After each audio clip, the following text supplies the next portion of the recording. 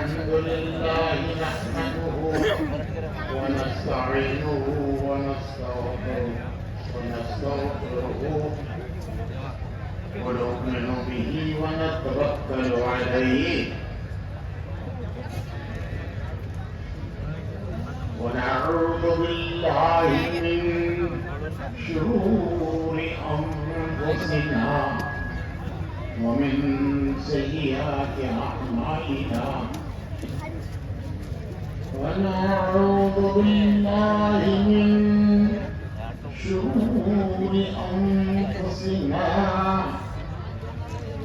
ومن سيئات أعمالنا من يهده الله فلا مضل له ومن يضلله فلا هادي له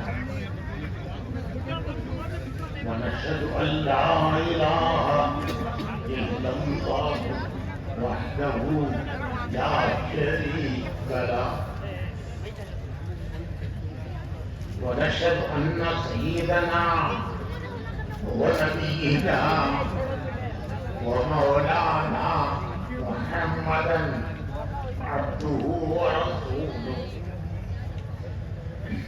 صلى الله عليه وعلى آله وصحبه وبارك وسلم تسليما كثيرا كثيرا اما بعد محترم بھائیوں بزرگوں اور دوستوں ایک انسان کی زندگی کی ضرورتیں ہیں دوسرے انسان کی زندگی کا مقصد ہے یہ دو چیزیں الگ الگ ہیں ایک زندگی کی ضرورتیں زندگی کی ضرورتیں کیا ہیں یہ سب سمجھتے ہیں اور سب ان ضرورتوں کو پورا کرنے کے لیے جان کھپا رہے ہیں جان لگا رہے ہیں جیسا مسلمان غیر مسلم کی بھی تمیز نہیں ہے مسلمان کی ضرورتیں پوری کر رہا ہے غیر مسلم بھی زندگی کی ضرورتیں پوری کر رہا ہے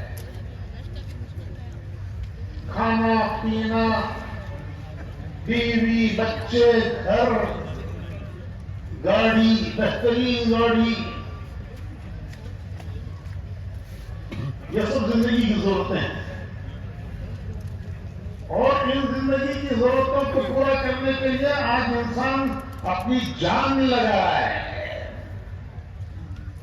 مسلمان بھی جان لگا رہا ہے غیر مسلم بھی جان لگا رہا ہے کہ میری زندگی کی ضرورتیں اچھی سے اچھی طرح پوری ہو جائیں بہتر سے بہتر طریقے سے پوری ہو جائیں یہاں تک کہ زندگی کی ضرورتیں جانور بھی پوری کر رہا ہے وہ بھی گھر بناتا ہے چوٹی فل بناتی ہے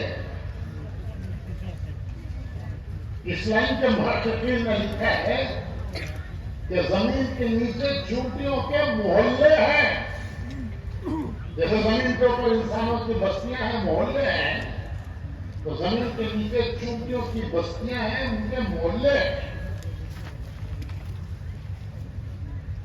چوٹی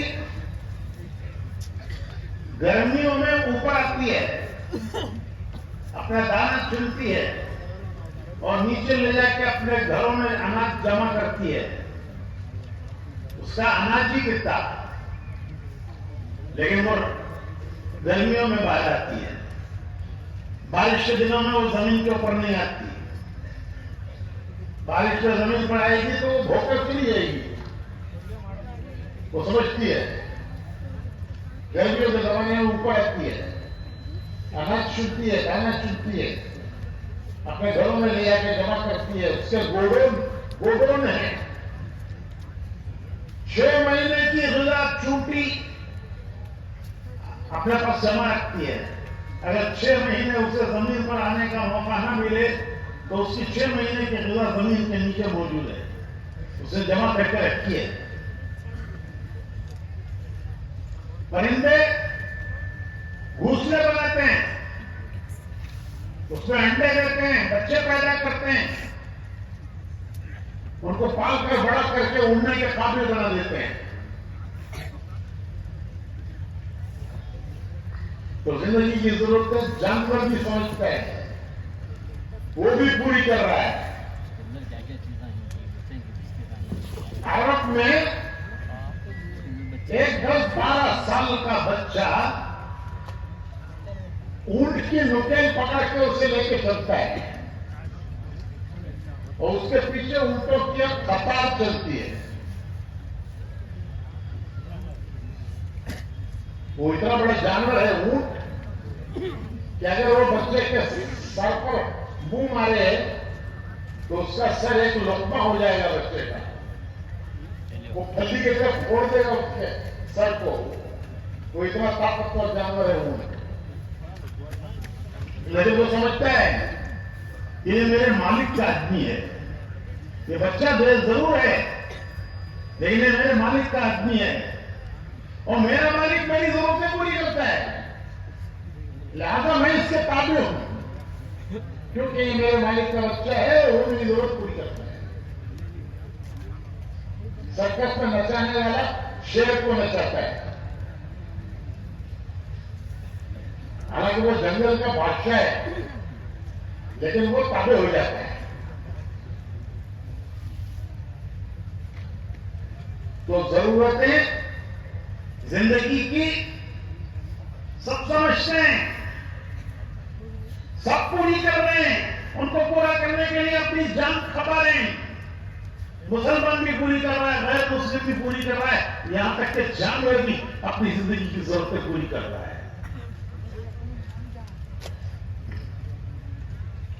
زندگی کا مقصد کیا ہے اس کو سمجھانے کے لیے اللہ نے نبی بھیجے. نبیوں نے آ کر زندگی کا مقصد سمجھایا کہ تم دنیا میں کیوں آئے ہو, تمہارے دنیا میں آنے کا کیا مقصد ہے. ہم خود نہیں آئے ہیں, ہمیں اللہ نے بھیجا ہے, اس کے بھیجے ہوئے آئے ہیں. وقت جب پورا ہو جائے گا تو اسی کا بلاوا آئے گا. تو انسان نہ مرضی اس دنیا میں آیا ہے نہ مرضی اس دنیا سے جائے گا. الذی خلق الموت والحیات لیبلوکم ایکم احسن عملا. وہ رب, وہ ذات جس نے موت و حیات پیدا کی. کیوں پیدا کی, کیوں دنیا میں انسان کو بھیجا؟ اللہ پاک قرآن کریم میں سوال کرتے ہیں, افحسبتم انما خلقناکم عبثا وانکم الینا لا ترجعون. افحسبتم انما خلقناکم عبثا وانکم الینا لا ترجعون. کیا تمہارا خیال ہے کہ میں نے تم کو دنیا میں بغیر مقصد کے پیدا کیا ہے؟ کیا تمہارا خیال ہے کہ دنیا میں تمہارے آنے کا کوئی مقصد نہیں ہے؟ عبث کہتے ہیں عربی میں ایسی چیز جس کا کوئی مقصد نہ ہو, بیکار چیز. کیا تمہیں بیکار چیز ہو کہ دنیا میں بھیجے گئے ہو؟ اور کیا تمہارا خیال ہے کہ تم میرے پاس واپس لوٹ کر نہیں آؤ گے؟ نہیں, تمہیں واپس آنا بھی ہے میرے پاس, اور پھر حساب دے رہے کہ جس کام کے لیے گئے تھے وہ کر کے آئے کہ نہیں کیا. آپ کسی آدمی کو بنگلور بھیجتے ہیں, کسی کام سے بھیجتے ہیں کہ بھائی بنگلور جاؤ یہ کام کر کے آؤ. جب وہ واپس آتا ہے تو سب سے پہلے پوچھتے ہیں کہ جس کام کے لیے بھیجا تھا وہ ہوا نہیں ہوا. وہ بولتا ہے میں لال باغ گیا تھا, میں ودھان سبھا دیکھ کے آیا. کہتے بھائی یہ سب بیکار باتیں مت کرو, جس کام کے لیے تمہیں بھیجا تھا وہ کر کے ہے کہ نہیں ہے؟ تو اللہ پاک نے بھی ایک مقصد کے لیے بھیجا ہے.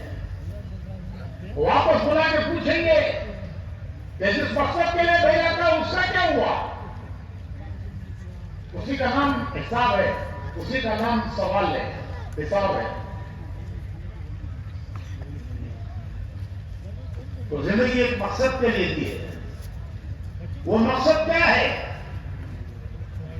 وہ مقصد امتحان ہے، امتحان۔ زندگی امتحان ہے۔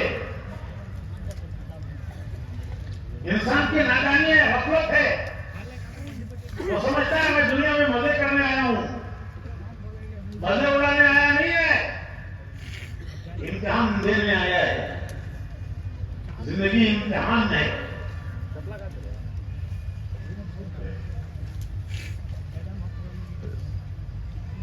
پیدا ہوا امتحان شروع، مر گیا امتحان ختم۔ یہ زندگی کا امتحان ہے، پیدا ہونے سے لے کر مرنے تک۔ کبھی دنیا میں حالات اللہ لاتا ہے اور حالات لا کر ان حالات سے انسانوں کو گزارتا ہے، ان حالات سے ان کا گزرنا ان کو گزار کے امتحان لیتا ہے۔ کبھی خوشیاں دے کر امتحان لیتا ہے، کبھی غم دے کر امتحان لیتا ہے۔ خوشی بھی امتحان ہے، غم بھی امتحان ہے۔ کبھی صحت دے کر امتحان لیتا ہے، کبھی بیماریاں دے کر امتحان لیتا ہے۔ صحت بھی امتحان ہے، بیماری بھی امتحان ہے۔ کبھی تنگیاں لاتا ہے، امتحان لیتا ہے، اور کبھی سہولت دیتا ہے، امتحان لیتا ہے۔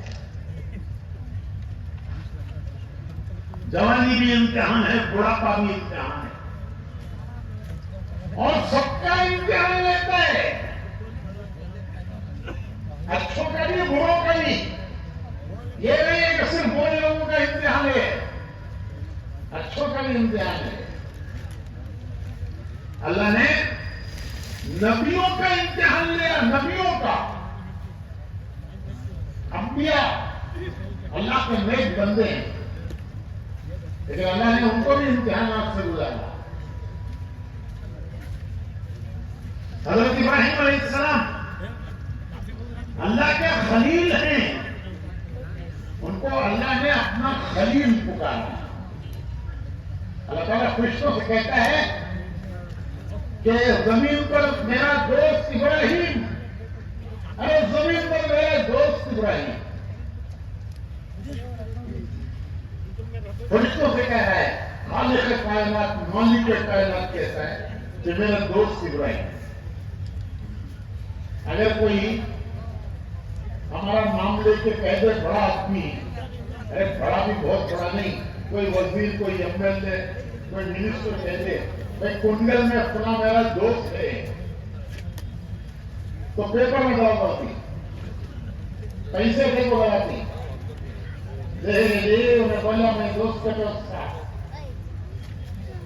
اور یہاں خالق کائنات کہہ رہا ہے، کس سے کہہ رہا ہے؟ فرشتوں سے کہہ رہا ہے کہ زمین پر میرا دوست کون؟ کون بول رہی ہے؟ ابراہیم۔ لیکن دوست کو بھی امتحانوں سے گزارا۔ کتنے امتحانات سے حضرت ابراہیم علیہ السلام گزرے؟ قرآن کریم میں ہے وَإِذِ ابْتَلَىٰ إِبْرَاهِيمَ رَبُّهُ بِكَلِمَاتٍ فَأَتَمَّهُنَّ۔ وَإِذِ ابْتَلَىٰ، ابتلا کہتے ہیں امتحان، آزمائش۔ تو اللہ کہتا ہے وَإِذِ ابْتَلَىٰ إِبْرَاهِيمَ رَبُّهُ، میں نے امتحان دیا ابراہیم کا، امتحان کئی بہت امتحانوں سے گزارا، اور وہ سب امتحانات پر کامیاب ہوئے۔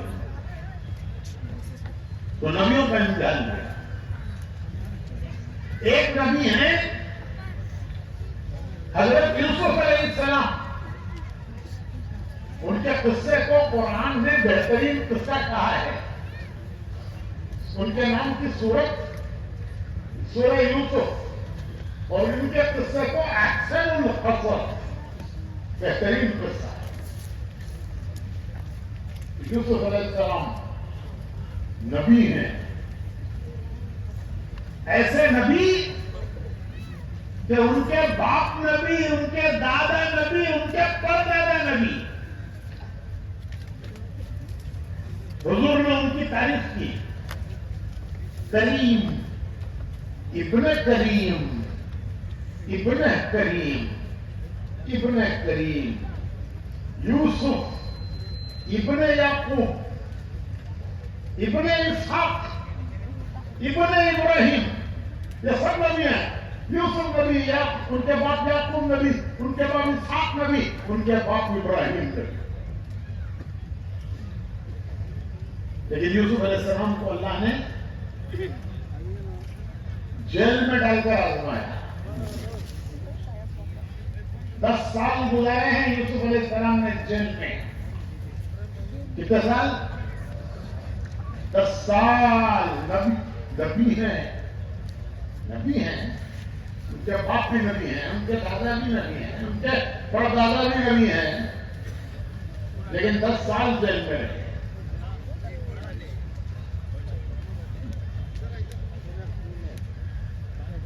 وہ آخری امتحان تھا، آخری امتحان. اس سے پہلے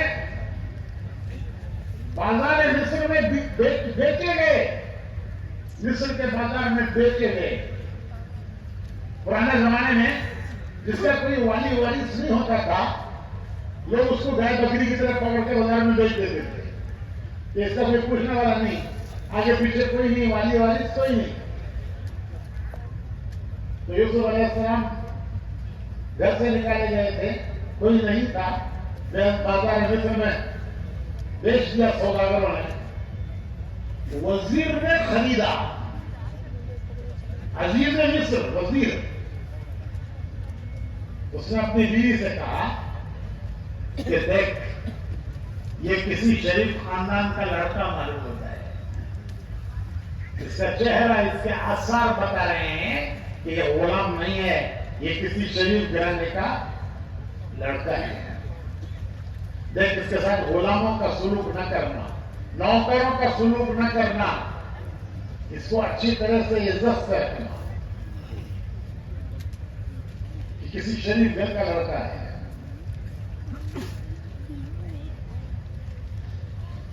چند دنوں میں بیوی ان کی عاشق ہو گئی. وزیر کی بیوی یوسف علیہ السلام کی عاشق ہو گئی. اس نے یوسف علیہ السلام کو محل میں بند کر دیا، اندر کے کمرے میں بند کر دیا، اور یوسف علیہ السلام سے تقاضا کرنے لگی کہ میری خواہش پوری ہو. 7 کمروں کے اندر بند تھے، 7 دروازے. بڑے محلوں میں نکلنے کے کئی دروازے ہوتے ہیں، بڑے گھروں میں بھی ہوتے ہیں.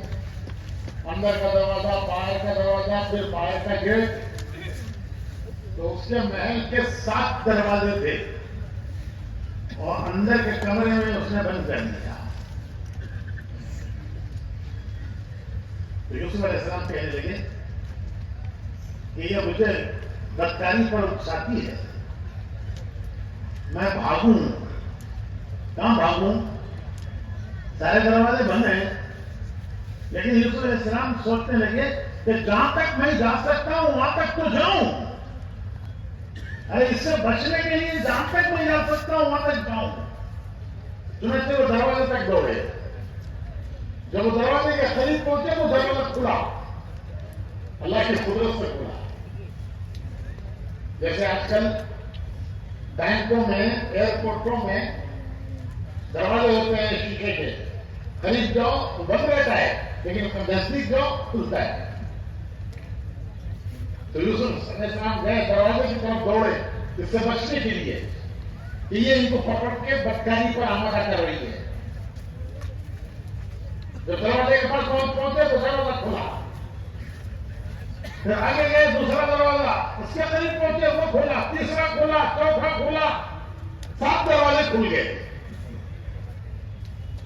جب 7واں دروازہ کھلا تو یہ باہر آئے گئے.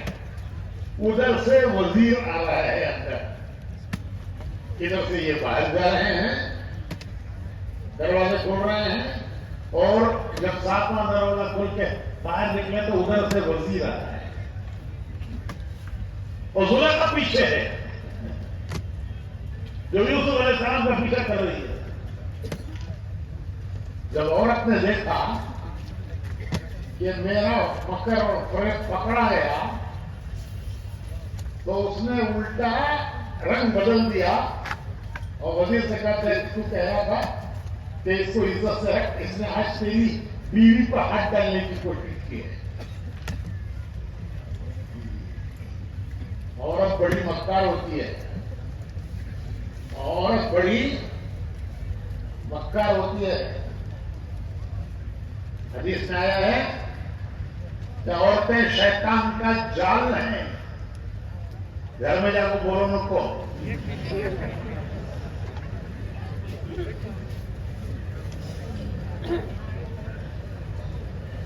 وہ بیچاری کیا کرے گی؟ شیطان نے اس کو جال بنایا ہے۔ وہ بیچاری کیا کرے گی؟ اس کو شیطان نے جال بنایا ہے۔ تو وہ عورت ایک دم بدل گئی کہ تو کہتا تھا کہ شریف گھر کا لڑکا ہے، اس کو عزت سے رکھو، نوکروں کا سلوک نہ کرو اس کے ساتھ، اور آج اس نے تیری بیوی پر ہی ہاتھ ڈال دیا۔ اب لوگ کس کی سنیں گے؟ ارے وزیر کی بیوی کی سنیں گے، نوکر کی سنیں گے؟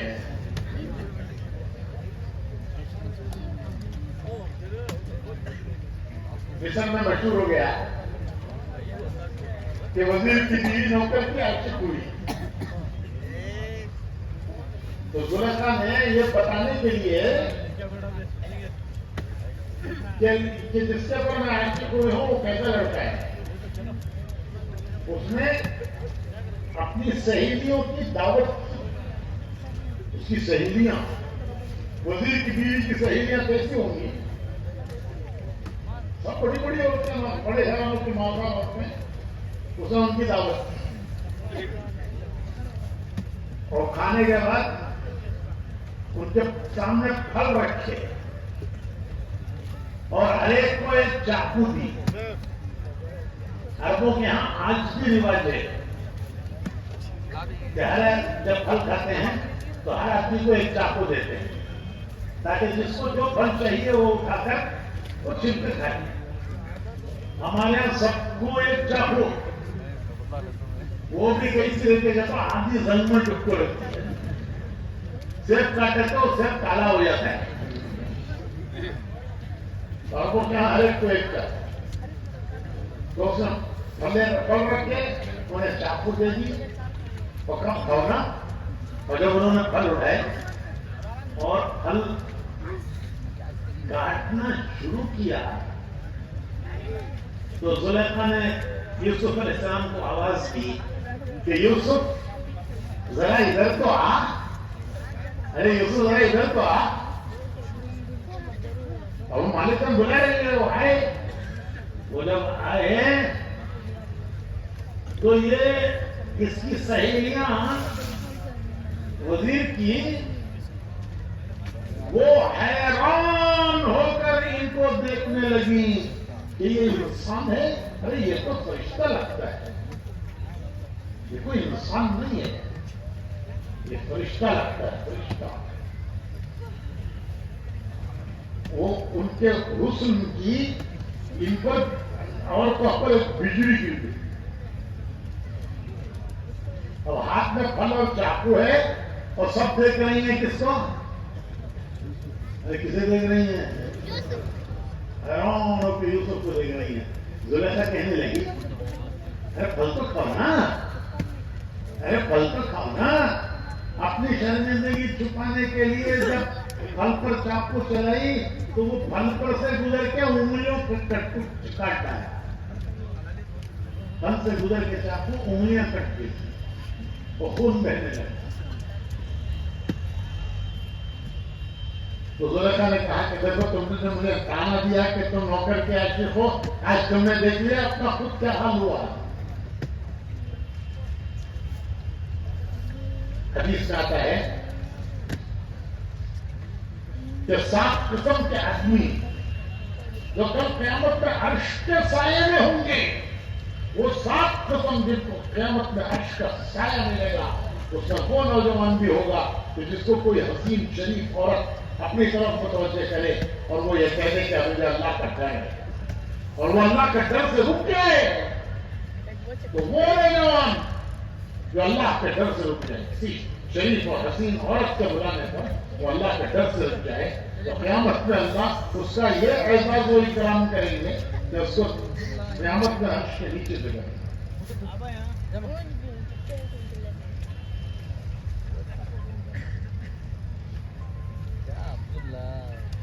تو اس نے ان کو جیل بھیج دیا، وزیر کی بیوی، اب جیل میں پڑے ہیں، مہینے گزر رہے ہیں، برس گزر رہے ہیں، کیس کی کوئی ڈیٹ نہیں۔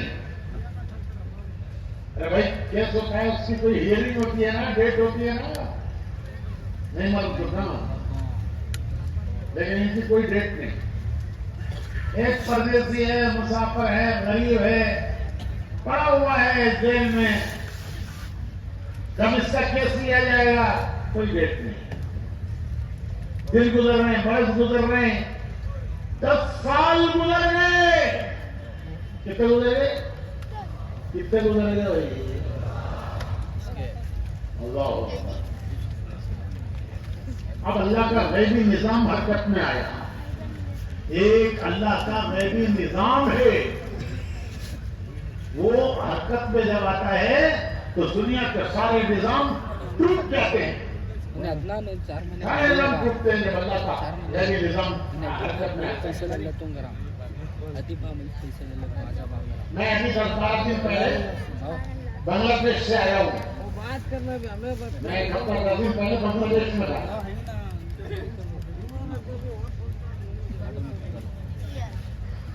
تو ایک عورت جس نے ملک پر 15 سال حکومت کی، ایسی حکومت کی کہ اس کے سامنے کسی کو بولنے کی ہمت نہیں ہوتی تھی، اس عورت کے سامنے آ کر سب بکری بن جاتے تھے، بکری، ایسی شیرنی کہ جس کے سامنے مرد بکری بن جائے۔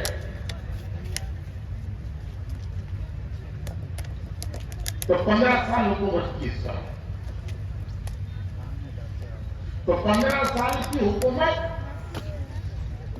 15 گھنٹوں میں ختم ہو گئی۔ کتنے میں معلوم نہیں تم نا؟ ارے معلوم کہ نہیں کہ بڑا افسوس ہے کہ انسان عبرت نہیں لیتا، واقعات دیکھتا ہے، واقعات سنتا ہے، لیکن عبرت نہیں لیتا، وہ اسے نصیحت نہیں لیتا، اسے عبرت نہیں لیتا۔ تو 15 سال کی حکومت 15 گھنٹوں میں ختم ہو گئی، اور ایسی ختم ہوئی کہ جس ملک پر اس نے حکومت کی، اس ملک میں اسے قدم رکھنے کی جگہ نہیں، قدم رکھنے کی جگہ نہیں، اور دنیا کا کوئی ملک اسے لینے تیار نہیں، کوئی اسے پناہ دینے تیار نہیں۔ یہ اللہ کا نظام ہے، غیبی نظام ہے، قدرت کا نظام ہے۔ مالک الملک، مالک الملک، تؤتي الملك من تشاء وتنزع الملك ممن تشاء وتعز من تشاء وتذل من تشاء۔ وہ ہے مالک ملک کا، جسے چاہے عزت دے، جسے چاہے ذلیل کر دے، ساری نیکیاں، سارے سب کچھ تیرے ہاتھ میں۔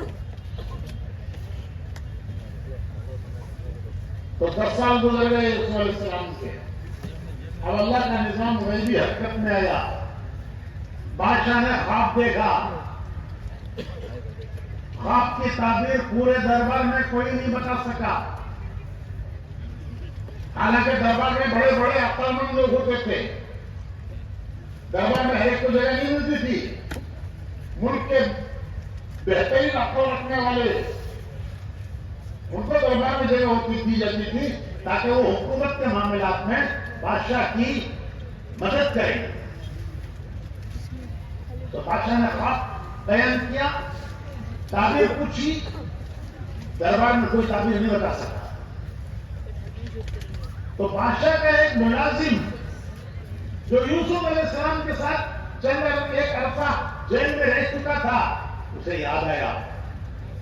وہ کہنے لگا کہ بادشاہ, جیل میں ایک بزرگ ہیں, جیل میں ایک بزرگ ہیں, فرشتے کی طرح ہیں, وہ فرشتے کی طرح ہیں. وہ تو آپ کی تعبیر بتاتے ہیں. ہم دو کو انہوں نے تعبیر بتائی تھی, دونوں کی تعبیر صحیح نہیں تھی. بادشاہ نے کہا ذرا جلدی سے بلا کے لاؤ ان کو, اب ہمیں ان کی ضرورت ہے, ہمیں ضرورت ہے ان کی, جاؤ بلا کے لاؤ. تو دوڑا آ گیا بلانے یوسف علیہ السلام کو.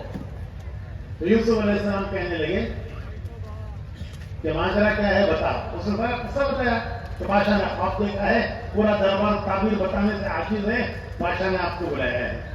تو یوسف علیہ السلام کہنے لگے پہلے کہو, بادشاہ سے کہو کہ میرے الزام کی تحقیق کرو, میرے اوپر الزام ہے, میں اس الزام کے ساتھ حکومت سے نہیں آنا چاہتا.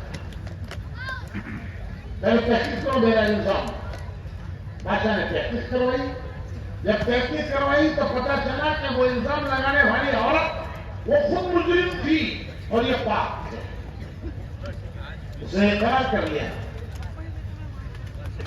کہ مجرم میں ہوں, یہ پاک. تو معاملہ صاف ہو گیا. پھر بادشاہ کو تعبیر بتائی خواب کی. یوسف علیہ السلام نے تعبیر بتائی کہ 7 سال زبردست فصل ہوگی. 7 سال بمپر کراپ بولتے تمہارا, بمپر کراپ زبردست فصل. اس کے بعد 7 سال قحط آئے گا. پہلے 7 سال فصلیں ہوں گی زبردست, اس کے بعد کے 7 سال فصلیں جل جائیں گی, بارشیں نہیں ہوں گی, فصلیں جل جائیں گی. تو پہلے 7 سال کی فصلیں جمع رکھو, جتنی جتنی ضرورت ہے اتنی اتنی نکالو اور ان کو خوشوں میں رکھو. خوشہ دانے اندر سمجھ نکالو, جتنی ضرورت ہے نکالو ورنہ وہ خراب ہو جائیں گے. جتنی جتنی ضرورت ہے نکال کے استعمال کرو. تو 7 سال کی فصل قحط کے 7 سال استعمال کرو, اور اس کے بعد پھر 1 سال آئے گا, بارشیں ہوں گی, اس کا بیج ڈالنے کے لیے تمہارے پاس بیج بھی ہونی چاہیے. تو 15 سال کا پلان بتایا یوسف علیہ السلام نے. کتنے سال کا, کتنے سال کا, 15 سال کا پلان بتایا کہ 7 سال زبردست فصلیں ہوں گی, 7 سال قحط ہوگا. تو 7 سال کی فصلیں 7 سال کے قحط میں استعمال کرو, اور پھر اس کے بعد 15ویں سال بیج بھی ہونا, بارش ہوگی زمین میں ڈالنے کے لیے بیج بھی ہوگا. تو بادشاہ نے کہا کہ یہ میرے بس کا نہیں ہے, یہ میں نہیں کر سکتا, اتنا لمبا چوڑا کام یہ میرے بس کا نہیں ہے, تم کر سکتے ہو. اس نے یوسف علیہ السلام کو پوچھا کہ تم کر سکتے ہو. یوسف علیہ السلام کہنے لگے انی حفیظ علیم, میں جانتا ہوں اور میں کر سکتا ہوں. تو بادشاہ نے کہا کہ آج سے حکومت تم سنبھالو, آج سے حکومت تم سنبھالو. بادشاہ نام کا تھا, سارے اختیارات یوسف علیہ السلام کے. تو اللہ تعالیٰ نے جیل خانہ سے نکال کر مصر کے خزانوں کا مالک بنایا. تو یوسف علیہ السلام کہتے ہیں, دیکھو یہ سمجھنے کی بات ہے, یہ سمجھنے کی بات ہے. یوسف علیہ السلام کہتے ہیں کہ وہ جیل خانہ بھی امتحان تھا, یہ حکومت کے تخت پر جو اللہ نے مجھے بٹھایا ہے یہ حکومت کا تخت بھی امتحان ہے. وہ جیل خانہ بھی امتحان تھا اور یہ حکومت کا تخت بھی امتحان ہے. تو بھائیو بس ایک جملہ اللہ کرے ہم سب یاد رکھیں، ایک جملہ خلاصہ سب یاد رکھو، دنیا میں جو جس حال میں ہے وہ حال اس کا امتحان ہے. یہ خلاصہ ہے کہ دنیا میں جو انسان جس حال میں ہے وہ حال اس کا امتحان ہے. جس حال میں اللہ نے جس کو رکھا ہے تو دنیا میں جو جس حال میں ہے وہ حال اس کا امتحان ہے. امتحان کیا ہے؟ امتحان یہ ہے کہ یہ دنیا میں کیا کرتا ہے، کیسے جیتا ہے، کیا کرتا ہے. دنیا میں آنے سے پہلے سارے انسانوں کی روحوں کو اللہ نے ایک وقت پر پیدا کیا، اس کا نام ہے عالم ارواح، جہاں سب انسانوں کی روحیں پیدا کی. اللہ نے سب کی روحوں سے سوال کیا، کیا میں تمہارا رب نہیں ہوں؟ سب نے جواب دیا کہ بے شک آپ ہمارے رب ہیں. فرعون، حامان، شداد، نمرود، کافر، مشرک سب نے اقرار کیا آپ ہمارے رب ہیں. حضرت علی رضی اللہ تعالیٰ عنہ فرماتے ہیں کہ اللہ کے سوال پر میری روح نے جواب دیا کہ بے شک اللہ آپ ہمارے رب ہیں، وہ مجھے ایسے یاد ہے جیسے میں نے کل کہا ہو. مجھے اس سے یاد ہے جیسے میں نے کل کہا ہو. کل کی بات آدمی بھولتا نہیں ہے. کل کی بات اگر کوئی بھول جائے تو اس کو تانا دیتے ہیں، کہا کہ کل بولے آج بھول گئے، رات گئی تو بات گئی. تو حضرت علی کہتے ہیں مجھے جو میں نے اقرار کیا، اقرار وہ عہد اور وہ اقرار مجھے ایسے یاد ہے جیسے کل کی بات آدمی کو یاد رہتی ہے، بھولتا نہیں ہے. اس اقرار کا امتحان دنیا میں ہے کہ دنیا میں دیکھ کر اللہ امتحان لیتا ہے کہ وہاں تو کہا تھا اللہ میرا رب ہے، دنیا میں کیا کہتا ہے؟ دنیا میں اس اقرار پر چلتا ہے یا اس اقرار سے پھر جاتا ہے؟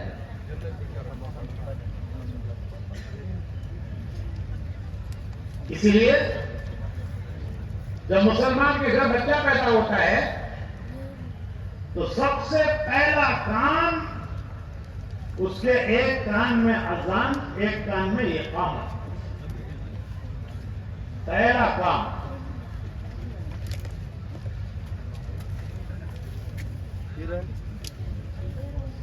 اسے نہلا دھولا کر، کیونکہ بچہ گندگی میں سے آتا ہے، ماں کے پیٹ سے آتا ہے، ماں کے پیٹ پہ گندگی ہے تو اس گندگی میں سے آتا ہے، تو اسے نہلا دھلا کر اس کے ایک کان میں اذان دیتے ہیں، ایک کان میں کیا کرتے ہیں تمہارے یہاں؟ کیا کرتے ہیں جی؟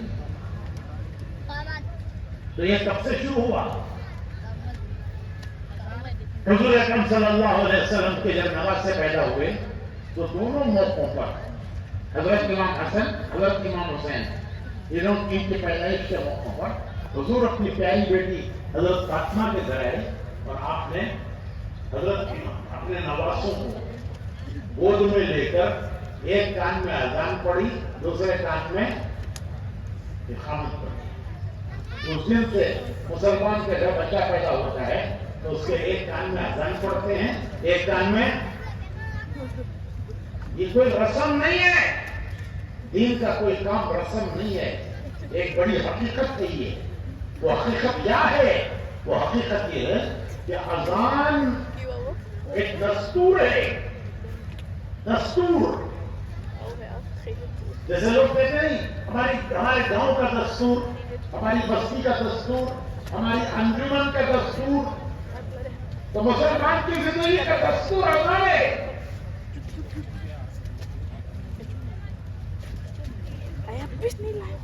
کہ اسے یہ یاد دلاتے ہیں کہ دیکھ تجھے دنیا میں اللہ کو بڑا سمجھ کر زندگی گزارتی ہے.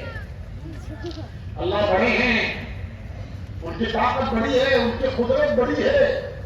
وہ کامیاب کرنے پر آئے تو کوئی ناکام نہیں کر سکتا، وہ ناکام کرنے پر آ جائے تو کوئی کامیاب کر نہیں سکتا. اشہد ان لا الہ الا اللہ. وہ راضی ہو جائیں، سب سے بڑی کامیابی. وہ رضوان من اللہ اکبر، اللہ کا راضی ہو جانا سب سے بڑی کامیابی. پھر کوئی ناکام کر نہیں سکتے. وہ کب راضی ہوتے ہیں؟ کیسے پتا چلے؟ آدمی نظر آتا ہے کوئی خوش ہو رہا ہے کہ ناراض ہو رہا ہے. اللہ کو نظر آتا نہیں، کیسے پتا چلے خوش ہو رہا ہے ناراض ہو رہا ہے؟ اشہد ان محمد رسول اللہ. رسول اللہ صلی اللہ علیہ وسلم کے پیچھے چلو، وہ اللہ خوش ہو جائے گا، راضی ہو جائے گا کہ وہ دنیا میں آخرت میں کامیاب کرے گا. یہ مسلمان کا پہلا سبق ہے. میرا آپ کا سب کا دنیا میں آتے ہی یہ پہلا سبق ہے. پھر جب مرتے ہیں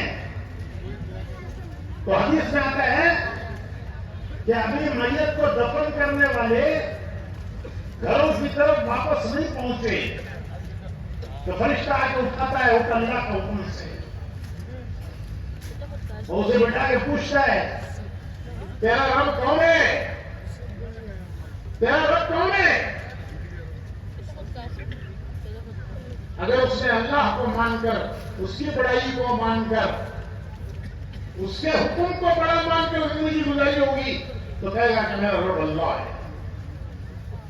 اور اگر وہ اللہ کو بھول کر جیا ہوگا کہے گا ہائے ہائے میں نہیں جانتا. ایک مرتبہ حضور غمگین تھے، غمزدہ تھے. حضرت جبرائیل آئے کہ اللہ کے پیارے رسول، اللہ پاک نے بھیجا ہے کہ میں میرے حبیب کو غمزدہ دیکھ رہا ہوں. کیا بات ہے؟ حالانکہ اللہ جانتے ہیں کہ کیوں غمزدہ ہیں حضور، لیکن تسلی دے دیجیے. جیسے بچے کو باپ تسلی دیتا ہے کہ بیٹا مت رو مت رو مت رو. تو حضور نے فرمایا کہ جبرائیل مجھے میری امت کا غم ہے کہ آخرت میں ان کے ساتھ کیا ہوگا. حضرت جبرائیل حضور کو لے کر قبرستان کی طرف چلے. ایک قبرستان میں پہنچ کر ایک قبر پر کھڑے ہوئے اور حضرت جبرائیل نے فرمایا اس قبر والے سے کہ اللہ کے حکم سے اٹھ. وہ کھڑا ہوا، انتہائی خوبصورت حشاش بشاش چہرہ، خوش حشاش بشاش،